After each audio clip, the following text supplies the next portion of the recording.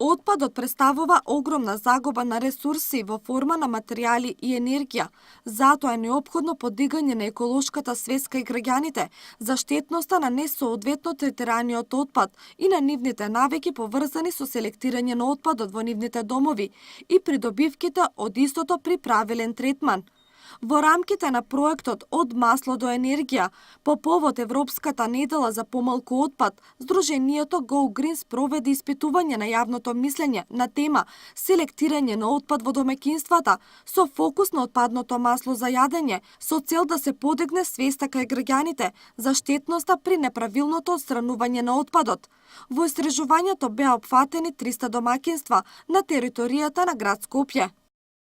88% од испитаниците го поддржуваат селектирањето на домашниот отпад, но само 2% го селектираат отпадот целосно, а 29% го селектираат делумно.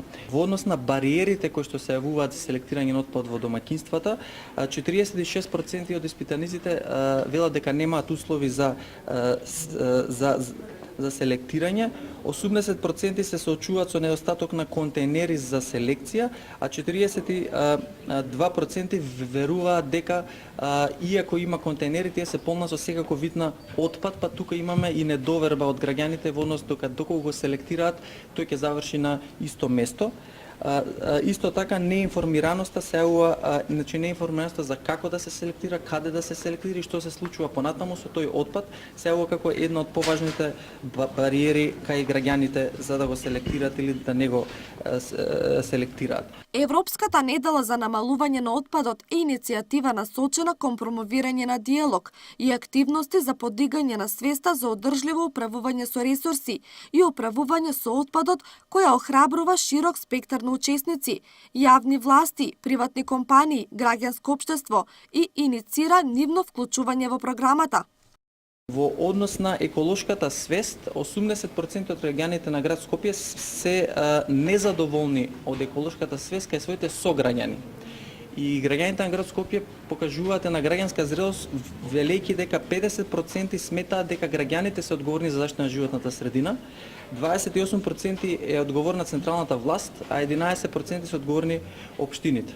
Значи, со овој податок се кажува на граѓанска зрелост, се кажува и незадоволството на граѓаните своите сограѓани во однос на однесувањето во заштита на животна средина.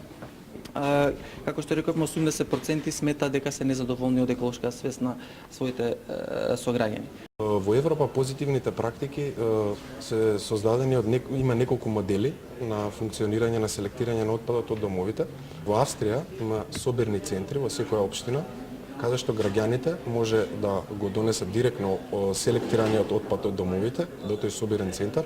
И сега тука спаѓаат повеќе видови на отпад кои они може да селектираат, например пластика, хартија и други видови, вклучувајќи и отпадното масло за јадење. И општината потоа, тој собирен центар во општината го превзема отпадот и за некои видови на отпад и постои мотивација за граѓаните. Во Италија, каде што има воспоставена инфраструктура во секоја општина, односно големи контейнери за собирање на отпадно масло, каде што граѓаните сами доаѓаат и го истураат маслото и потоа повторно се собираат во домовите. Најдобриот пример е Белгија. Таму е дури тоа регулирано и со закон. А например во 2014 година Белгија има собрано 8300 тони отпадно масло само од домаќинствата.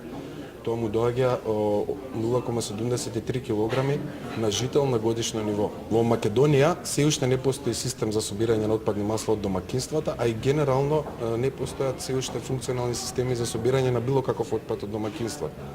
Граѓаните генерално се свесни за последиците од нивното неразумно однесување, кога станува збор за отпадот, но бараат поголеми заложби од државата за решавање на проблемите со поставување на специјални канти за собирање и селектирање на отпадот.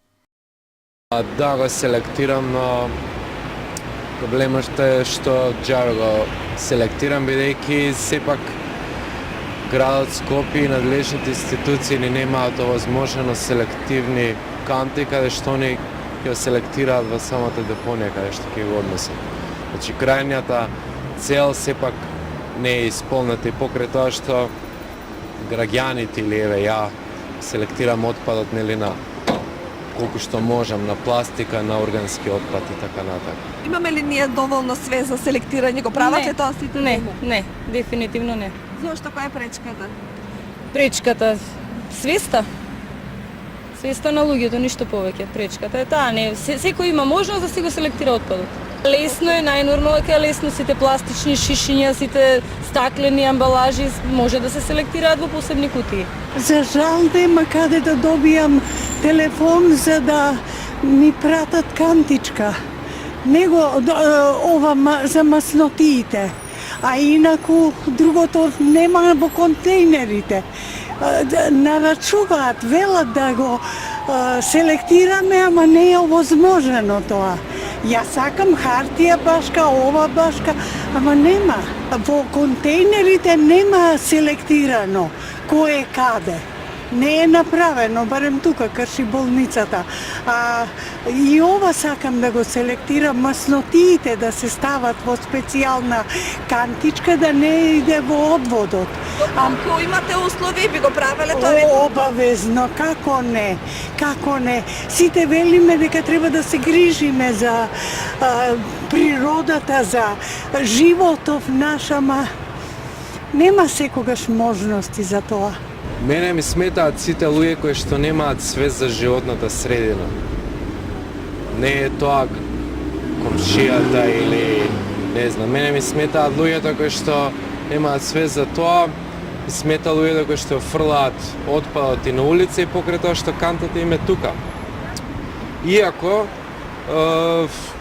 знаеме дека не можеме толку често да ги најдеме кантите и сепак препорачувам на луѓето имаат џеп, може да се стават во џеп и да почекаат да се фрлат во канта. Споредено со 2014 година, вкупното количество на собран комунален отпад во 2015 година бележи зголемување од 8,9%, што значи неопходно е да ги следиме европските позитивни примери, за да ги сочуваме нашите природни ресурси и богатства.